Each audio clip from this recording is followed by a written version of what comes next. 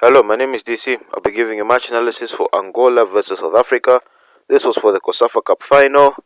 I got surprised how the final scoreline ended, but to be honest, South Africa had chances, didn't take them. Angola took theirs. Alright, so let's get into this with the first chance of the match. Alright, so free kick being taken here. If we see here, everything at first seems alright, because how many players do we have here? Angolan players, 1, 2, 3, this is 4, this is 5, and then how many South African players? 1, 2, 3, 4, 5, 6. He is just okay. He is just okay because he is covering this particular area here in case, as the ball is going this side, gets knocked down this side, and, someone takes a shot. He's there just in case. To be honest, my question is 1, 2, 3, 4. I think there's another person at the back, so most of the players are there, right? And it seems as if the keeper is in a very good position to be able to run towards the ball to get something on it. But let's play and see what happens. And let's let it play. And this is where everything just scatters. He is where he was, just in case the ball lands here. Now, if you have noticed here, 1, 2, 3, 4, 5, 6, 7. They were all in a line, but now they are now spread out. And then if you look at the Angolan players, especially these two here, these are the ones that are fighting for that ball. These are the ones that put their head there to make sure they get something on the ball. But have you seen how quickly it is when you're that high up and then you have to track people running? It's so it's complicated because all 6 of those players on those line have to be in sync. Each player has to go with their man and also be aware of where the ball will be in case they have to support their teammate. So now from that straight line of order to this chaos, he's here, he's here. I don't think this guy moves. He's here, he's there. And then these two, they go and head and fight for that ball. There's a South African that's here. He's been bumped out of the way, but at least he does something. He's just been overpowered. I mean, there's nothing you can really do there. But this is one of the things that comes with, setting up that high line. And these guys are strong. They are very strong. Because even just that header, I mean, look at this. He fought for that. You know what, he does the right thing. Just jump with them. Jump with them. And it's one of those things whereby he's more likely to hurt himself if he tries to jump into them. But you know what? If he does that, it's okay. If he did do that, it's okay. I mean, just look at the effort that's here. It's a 2-on-1 situation. Yet every South African player was following. So it means that everyone just lost their man. That's just basically what happened. Keeper has no chance. I mean, it's just how, yeah. I would rather have the line deeper and then have people, mix it up with a bit of zono, but it's just the way everyone scatters and whatnot. Otherwise, alright, chance for Angola, as we have seen here. Immediately, this guy is pushed up a bit. High line, space to be exploited. That's one thing we would take note. Let me just let it play. And I like how there's patience, because the funny thing is that he's probably the one playing everyone on side. I mean, he's the one playing this guy on side. Let's let it play some more.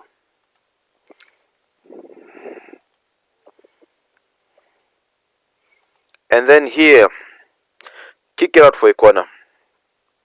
Just kick it out. This is one of the worst times, because here, he's in possession of the ball. He wants to, I don't know if he wants to do a drag back. I don't know if he wants to, at this point, there's no point keeping possession of the ball, because if you're not that good on your feet, which is completely understandable, don't be afraid to kick the ball out. Just don't be afraid to do it, because here he just puts himself in all kinds of problems. Just take it out for a corner, because he is in a position to slide tackle. He can poke it out. He does not need to keep possession. Instead, he decides to keep it, and then the ball gets taken off of him.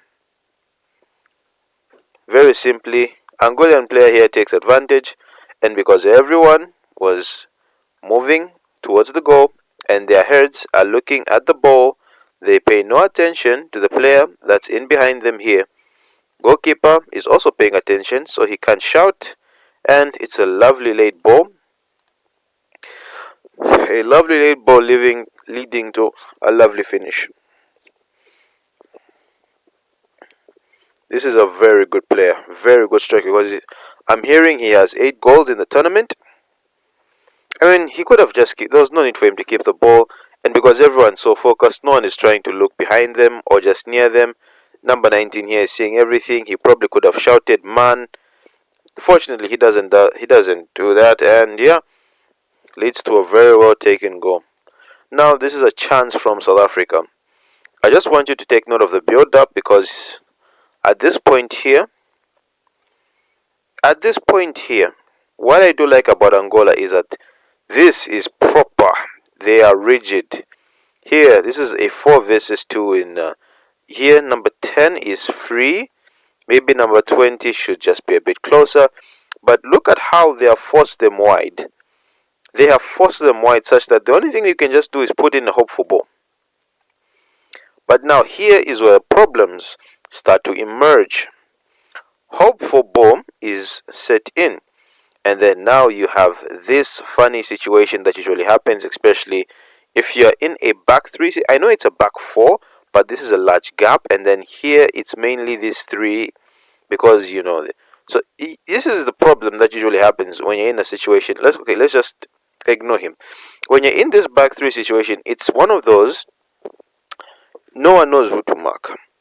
This guy is on this guy, but now this guy here is unmarked. He can see this guy is unmarked, and then this gap is very big. And then what's happened is he's taken this man, and then I don't know why, he just doesn't take up his man. He just looks at him. And then here, this is perfectly reasonable. It's perfectly reasonable because you have sacrificed the pressure up top to be more defensive here in this region. You don't mind letting people putting in crosses because you know that you have the numbers and you have the know-how to deal with a cross. But now, once again, because of this usual back 3, there's usually someone that puts themselves in between the line. And the reason why this happens is because because he is also worried about the ball going there, and he should be more worried about it going there. Because if a ball is coming, like as in a cross or something, be more concerned with protecting the center. I would rather him be on him, or if possible, he pushes back, then he goes back, so that he can do with this. But if not, I would rather he focuses on the center, because if he's in the center, if the ball gets past him, he can run towards that. But if he's here, it creates a bit of uncertainty because he assumes the person behind him will be able to see what's happening. Cross doesn't come in yet, and then that gap is still there. He is still unmarked. This is more dangerous because with him, you can force him wide. But with him, he has the goal in front of him and he's more likely to shoot. And here, once again, you don't mind leaving them the ball to cross because you have the personnel. And then now immediately that ball gets, crossed, he's focusing on him.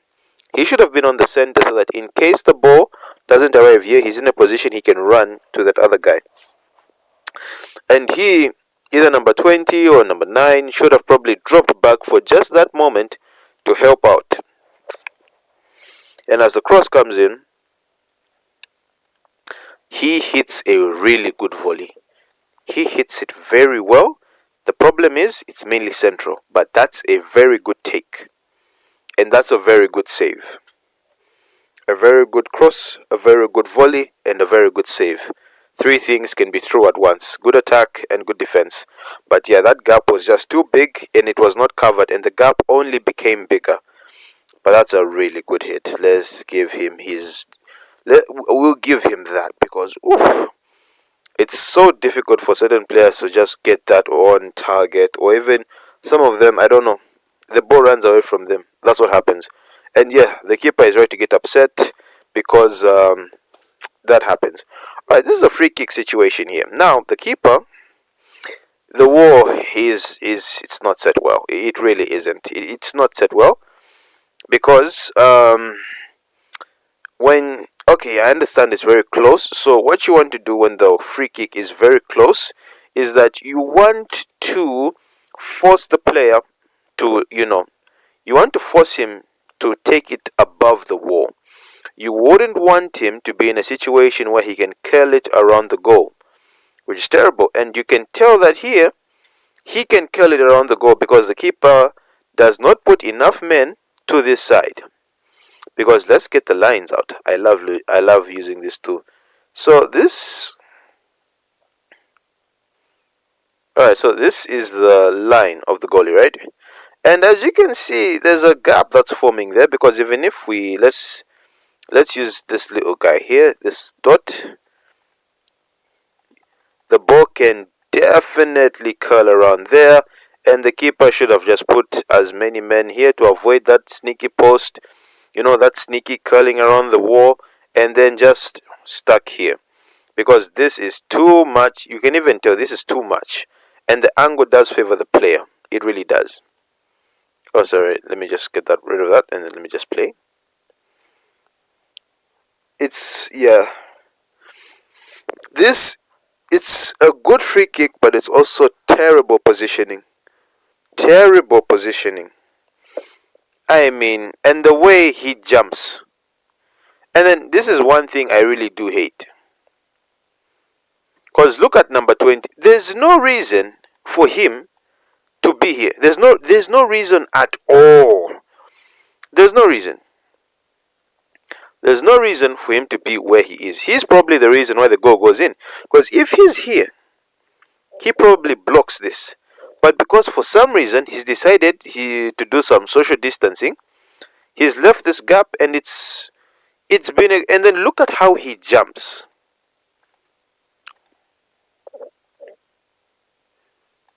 He runs forward and he turns his back. So if you're running forward and turning your back, because at a certain point, if you run forward, hands behind your back with your chest, this is what you're aiming. This is what you're using to block the ball. But if you turn, because at a particular point in time, the ball may pass you when your shoulders are what's facing the person striking the ball, and that's what you're using to block the ball with. So I don't know why he does this, but if he's in his line, if he's on the line or within his teammates, this goal doesn't happen. And then even if you look again here, look at how he's jumping. He's sideways. He is turning. He doesn't jump. These two are the ones that are honest. They're willing to take that hit, whether to the chest, to the face, to the stomach, but he's sideways. He's turning, and then you see another gap forms here. This is why certain teams, they'll make sure each player holds their, like they make like an arm chain. Like one player's arms goes around another, and then just for the sake to avoid this, so that when you jump, all of you jump in unison. Otherwise, there's too much dysfunction here. And this what allows for the goal. And the goalkeeper does read this. I think he knew. Unfortunately, he just jumps into the net. Otherwise, this was a very dominant display from Angola. It really was.